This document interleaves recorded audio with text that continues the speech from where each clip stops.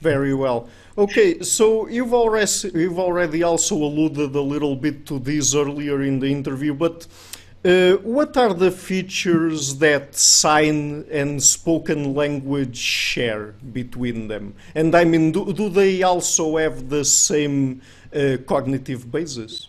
Right. Yeah. So this is a super interesting question, and maybe before I answer the question,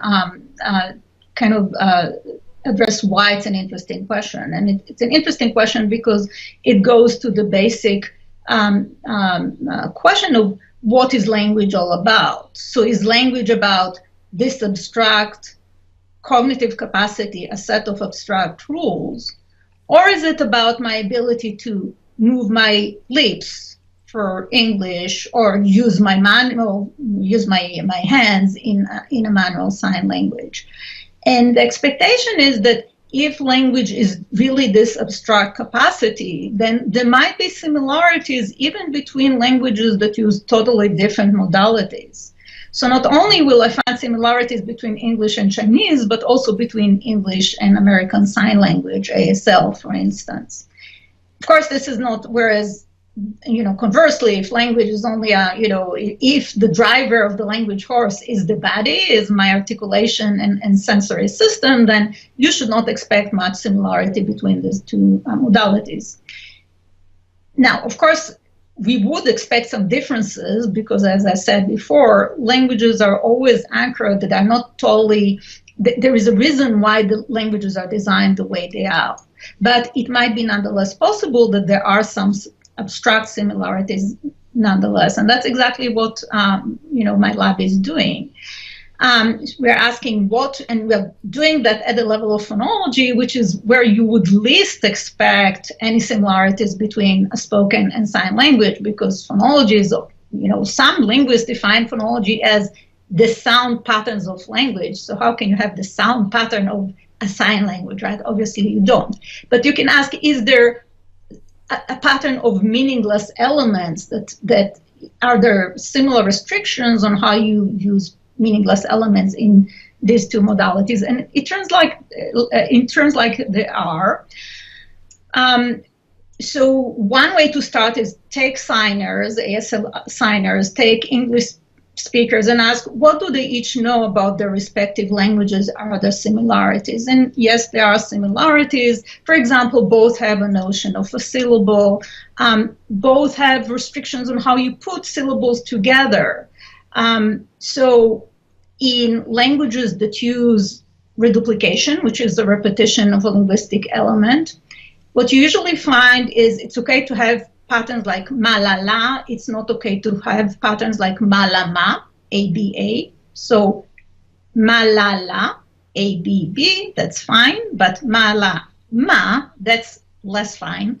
And it turns out that sign languages also do the same. And what we've done is bring signers to the lab and probe into the knowledge, and my graduate student Kathy Andon, and myself and my collaborators found that was really what happened with signers and as well. What we also do in the lab is something that is even more wild, which is ask the following question.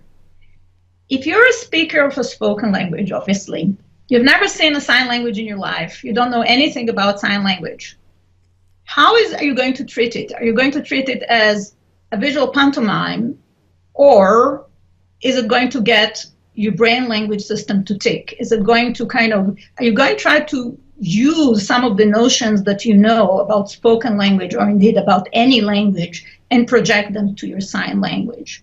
And the results that we suggest is that yes, you do.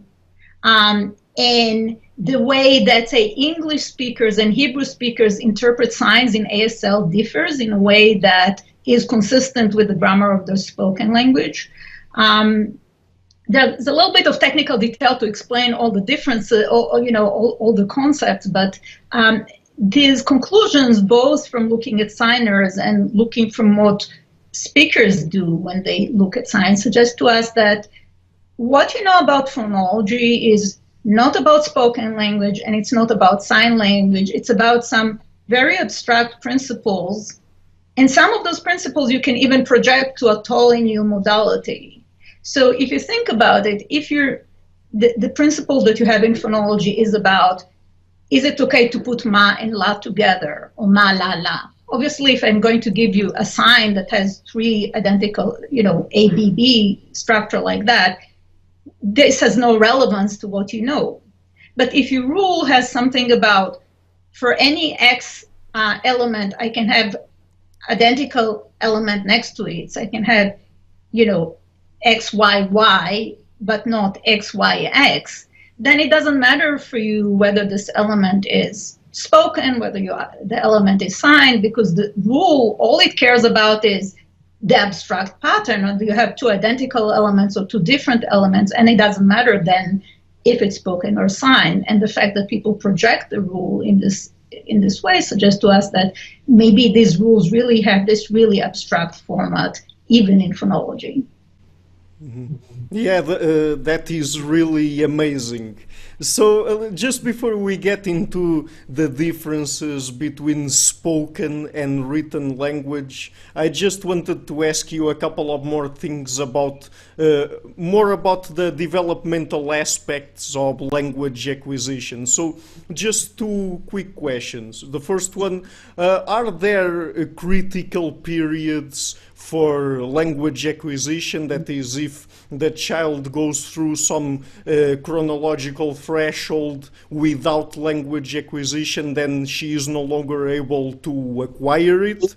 And on the other hand, is it also true that if people acquire one language then and they don't acquire any other language during those critical periods, then the fact that they've acquired that first language renders it more difficult to them to then acquire a second language, perhaps in adulthood or something like that? Yeah, those effects of interference even occur within the critical period. But yeah, but the notion of critical period is clearly well-established notion in biology. It doesn't look like it's the kind of,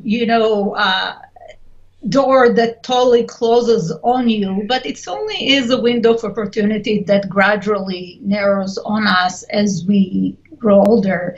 My English accent is a case in point. So, if you don't, I did not acquire English fully until I was older. And when that happens, no matter how many years you're exposed to that, you'll never sound, for most of us, not everybody, but for most of us, it will never sound like a native English speaker. So there is a certain window of opportunity early in development in which language is at prime, and if you acquire language afterwards, then you never make it quite.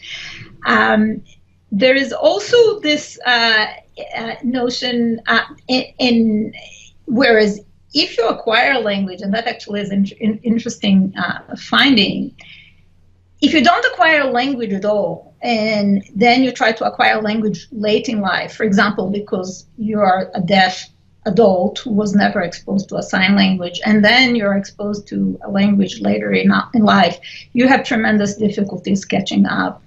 But it's interesting, the work of Rachel Maybury, what she finds is that as long as you're exposed to sign language, so if you're exposed to a sign language early on, and then you're trying to say, learn how to read English and you're a deaf signer, that exposure to some language early on produces saving to a new language in a new modality. Which suggests to us that it's really exposure to language generally, as opposed to English or ASL that is. So that obviously, this is not to say that it doesn't matter what language you are exposed to first. It does just say that there are some savings and some transfer even between languages that are very different. And getting a language first within this window of opportunity is absolutely critical. So window of opportunity is very important. This being said, yes, there are some interference also. So it's called, you can think about it in terms of the curse of knowledge. Once you learn something, it can interfere with your ability to learn other things. You can see that, even within the first year of life. So This is seen more at the realm of phonetic categorization. So we humans, when we hear speech, we tend to put it in two buckets. So it's either ba or pa for us, or if you're a speaker of Japanese, if you're a speaker of English, you'll think about those sounds as la and ra. If you're not exposed to that, you gradually lose this capacity, and that begins to happen within the first year of life. So if you take the Japanese parents and present them with la versus ra, they have difficulties with that. If you take their newborn baby and present them with the same sounds, they are perfectly fine hearing this difference. Gradually, as they become older, and we're talking like within the first year, by the time they reach the first birthday, suddenly they lose a lot of this capacity. Not totally, but it narrows down. So, which is probably due to the interference from the sound, similar sound in Japanese that they are familiar with. The reason why we think it's because of the curse of knowledge about what you already know is, if you're presented with sounds that are very dissimilar to what you know already, so if you're presented with Zulu clicks, for instance, people are much better at recognizing this type of sounds, probably because there is no similar sounds in the language that would interfere with those sounds. So part of the problem is that what you know already is like a magnet. So if for you, la and ra are the same sounds, and you're presented with two different sounds, and you're trying to they're all pulled together into the same point, then it's hard for you to keep them apart. So yeah, some of what we know interferes, but biology and maturation certainly plays a role in that as well. And are there any interesting studies done perhaps on feral children that have also helped us tackle this issue of the critical periods to language acquisition, or the necessity to being exposed to language during our development? Yeah, so people are aware of the reports of feral children, but I don't think that's necessarily, and feral children obviously had difficulties catching up on language if they were discovered late in life. I don't think, from a scientific perspective, I'm not sure this is the best illustration, because obviously those children got a lot of abuse. They had deprivation on multiple social, emotional levels.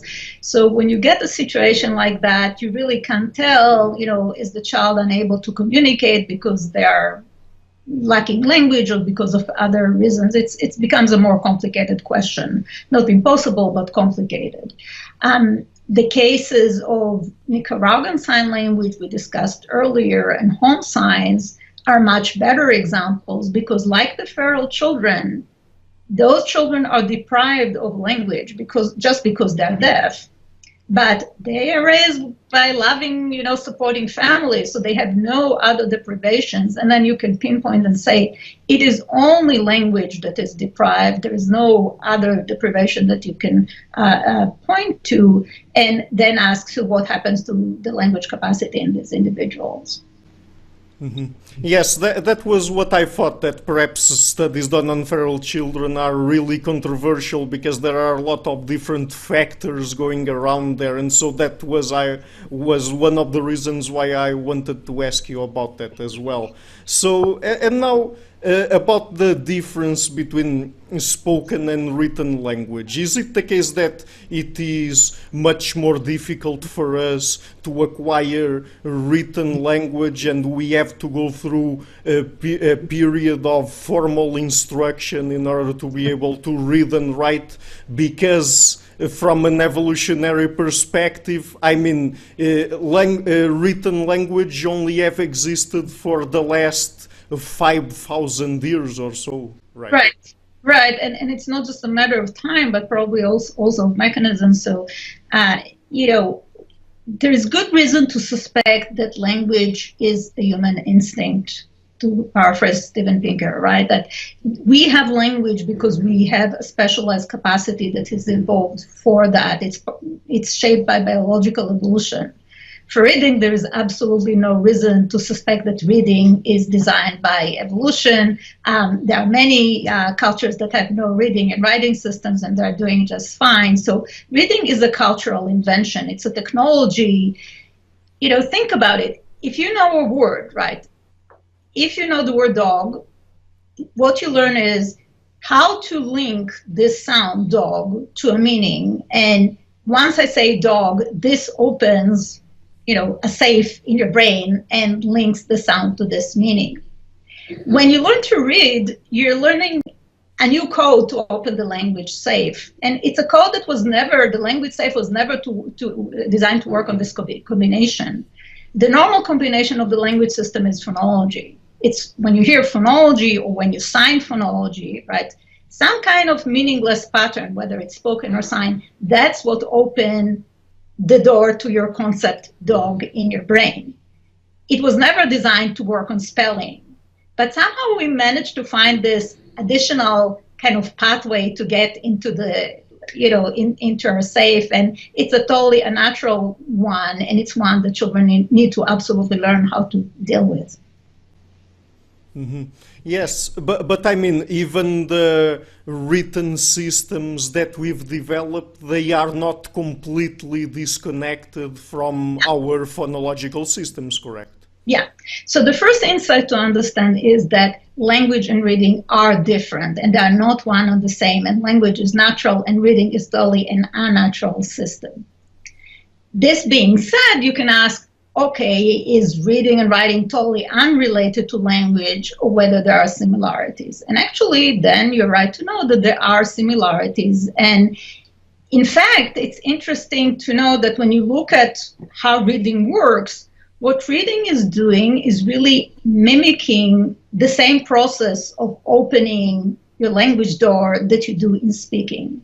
What I mean by that is, when you speak, you're using phonology to open the door for dog, right? So if I tell you Caleb, now you know that it's this new sound combination that opens the same door for dog, right? When you read, you are also using sound in order to open the same door. You might think this sounds like a crazy idea, and indeed, most people, when they think about reading, they think about it as a visual process. You know, so it's the same thing as you recognize, you know, this, you know, stop sign, traffic sign, you're looking at the visual form, you're associating it with meaning, and that's how you get it. But that's actually not how reading works. I'm not saying that you don't read using your eyes, obviously you do, but that's only the beginning. So what I mean is, when you see the word dog, what you're doing is you're getting the letters visually, no question about that. But then what you're doing is what in the States we called decoding phonics. So what you're doing is you're saying, okay, a D is a D, an O is an a G is an G. What have I got? It sounds like dog to me. Let's use the phonology key to open something. Find, do I know this word in the lexicon? And it's this phonological, getting the phonology from scratch, from those letters, that opens the key to the lexicon. How do we know? Because if I get you something that is spelled differently but sounds like a word, if I give you R-O-Z-E, not a rose, and ask you, is that a flower? People, skilled readers would stay tend to say, oh yeah, I think it's a flower, when obviously it's not. Why? Because the sound is used in reading. So if I give you something that has the same sound, it's kind of a sound trap, and people fall in the sound trap, which shows that normally when they read, they are relying on phonology nonetheless. So the broader lesson from that, so you might ask, so why reading works this way? Why use the same code to get into the language system? And the answer might be precisely because language is an instinct, and precisely because reading is not. When human brains come to invent a new technology, they're not that creative. We're not just starting completely anew, but rather we're relying and building on this core knowledge, on what we know already, and reusing that in the words of Stan DeHaan, the neuroscientist, the brain is a recycler. It's taking those systems that are already there for different purpose and reusing them and repurposing them for a new purpose. So it's for this reason that language relies on phonology, and it's for this reason that people with dyslexia, for instance, which is defined as a reading disability, again, it's a misconception. People think that dyslexia is visual letter switching. You can have dyslexia for various reasons, but the most important reason is not letter switching. The most important reason and the most fundamental difficulty that is seen in dyslexia actually has to do with speech processing, not with, and the idea, and you can see this problem with children who are at risk for dyslexia, even infants who are at risk for dyslexia. What I mean by that is dyslexia is a hereditary problem. It runs in families. If you take an infant who is born to a family in which there is dyslexia across generations, you look at their speech perception abilities. The person is, the baby obviously responds to speech, they can hear fine. But if you look at it very carefully, you see subtle differences. It's not quite normal. So obviously the child will know, if I said dog, they'll know what I mean. But the difference, say, between da and ta is not exactly the same as in hearing individuals. And because it's those same brain networks that are later supposed to support reading, it's not surprising that reading becomes really difficult to, for these children to acquire. So reading is all about language, speech, and phonology. Mm-hmm. Right. And so is there any evidence to support the hypothesis that the language we use shapes the way we think and how we perceive the world? And I think that originally this hypothesis was put forth by Sapir and Whorf in the Sapir-Whorf hypothesis. Yeah, indeed. Yes, there is evidence to suggest that. So just to clarify again, to restate the question, we talk differently, right? You speak Portuguese and I speak Hebrew, and each language is different. So say in Hebrew, if masculine and feminines are marked by different, so marked gender on nouns and on verbs. The question is, if I talk differently, do I think differently, and is that because of how I speak? So there are really two questions. If you and I talk differently, do we think differently? And can we further demonstrate that it's the talking that affects the thinking, or rather the talking, the language that affects the thinking? So in our case, am I going to be much more sensitive to gender differences just because my language marks gender? That would be an example of that. Most people, when they think about that, they think about a really strong deterministic view that if your language does not have gender, then you won't be able to conceive of gender, right? Or something like that.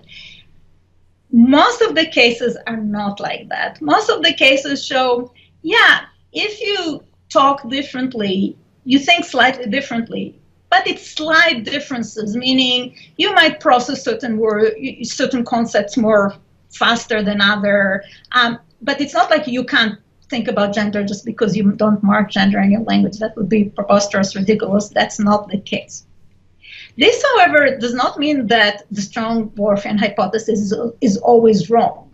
So I want to emphasize it because there is huge literature on the Whorfian hypothesis, and there are many studies that show that how you talk affects how you perform in various lab tasks.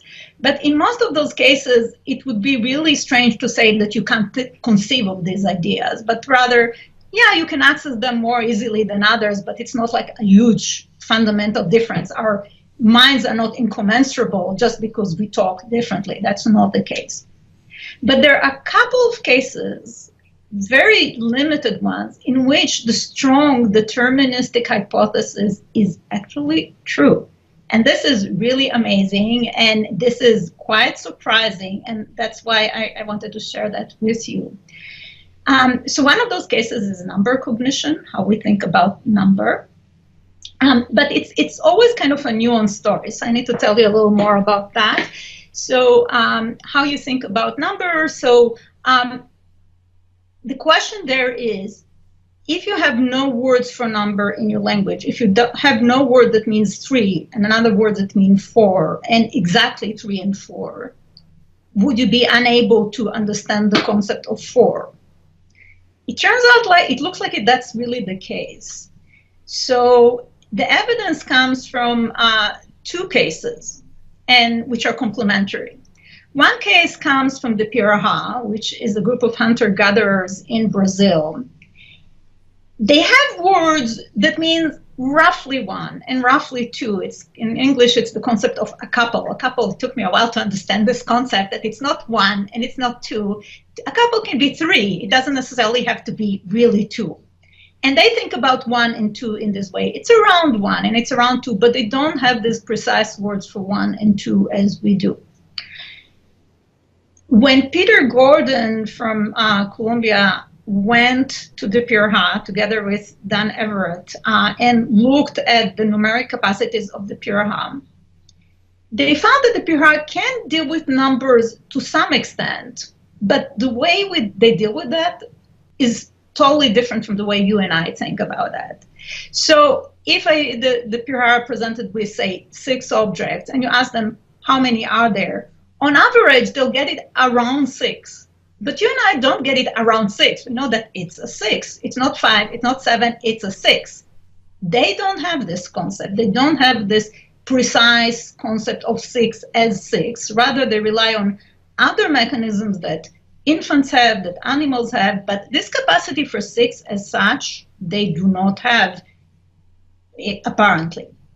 Now, given these results from the Pirahã, one would say, okay, but they're hunter-gatherers. That's what Dan Everett, who works with this group closely, originally said. Okay, they just don't care about it. It's not like they can't do that. They don't want to do that. Their culture, it's the culture that doesn't care about these kind of distinctions, and it's because of the culture that they don't conceive of number.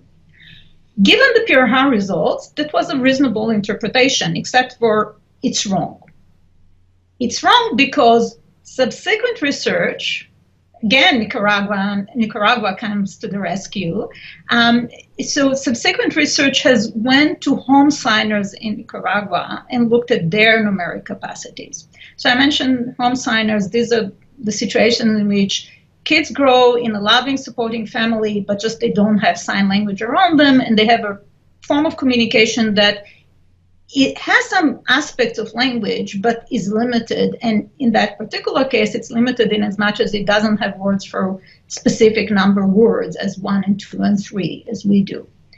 Except for these Nicaraguan kids live in capitalist societies like we do, and they have all the reason in the world to develop numeric capacities. They want to engage in commerce, they want to make sure they get the right change, and so forth. So obviously they have all the pressures to develop language, to develop numeric cognition that is precise, and they don't.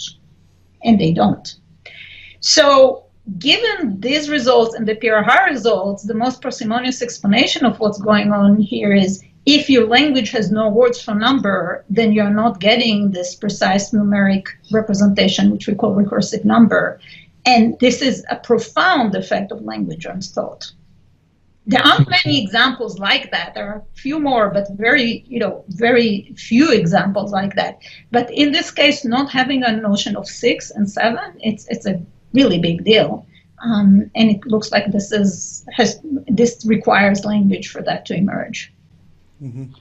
Yes, the Pirahã are a really interesting tribe, and they have been the source of many controversies, yeah. and I've heard Dan Everett at some point saying that they don't think about the future, and if I'm not mistaken, he even said that their language lacks recursiveness. That was one of the properties that Noam Chomsky included in his universal grammar, but I mean, I'm not sure to what extent some of his claims are really true or not. The questions remain controversial on several levels. So there is the question of whether or not the linguistic analysis of Pirahã requires recursion. That's one question. And more significantly, what does it mean about universal grammar?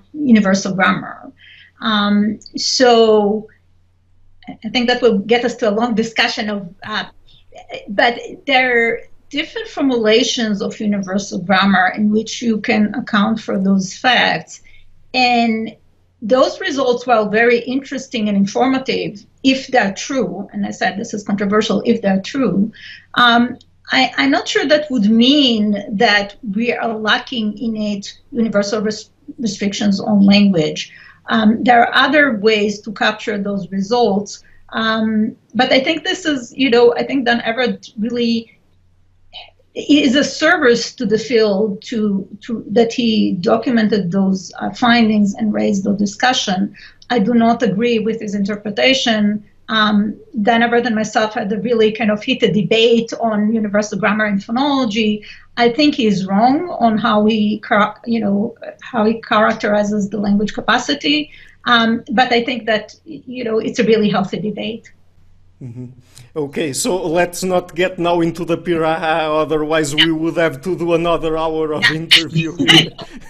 So, okay, so Dr. Berent, just before we go, could you please give us at least a small teaser of what your next book, The Blind Storyteller, will be about? Right, a teaser, I'll try to make it quick. So the book, this is a totally new research program, so I've always been interested in human nature, right? And what is our innate knowledge? Are there such things as innate ideas? Which is really the Platonian notion of, are there certain concepts and principles that you're born with? Is that at all a possibility, right? So I always looked at my working language as a way to examine this broader question of innate ideas. And with the years that I've been working on that, I began to sense that people think this is a crazy hypothesis. And it's a crazy hypothesis not because, you can say, okay, there is no evidence to support universal grammar, or you have really bad experiments, or this is all fair game. I have no problem with that. I'm a scientist, we go to the lab and that's how we figure out things.